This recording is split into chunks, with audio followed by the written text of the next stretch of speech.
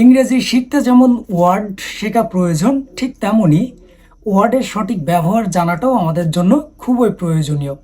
আমরা যদি না জেনে ইংলিশ ওয়ার্ডের ব্যবহার করি তাহলে সেটা আমাদের জন্য অনেক সময় বিভ্রান্তিকর পরিস্থিতি তৈরি করতে পারে।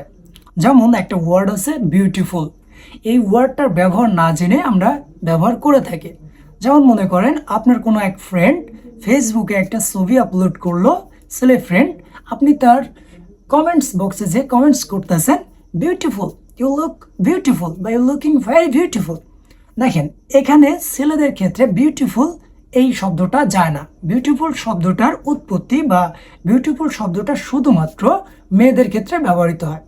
সো আমাদেরকে ওয়ার্ডের মানে জানতে হবে, তারপরে সেটা ব্যবহার করতে হবে।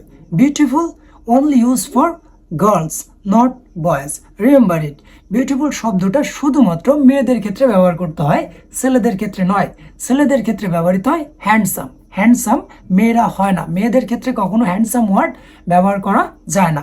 আশা করি এরপর থেকে এই বিষয়গুলো মাথায় রেখে কমেন্টস করবেন বা বিভিন্ন জায়গায় ওয়ার্ড জেনে তারপরে ব্যবহার করবেন। Good luck.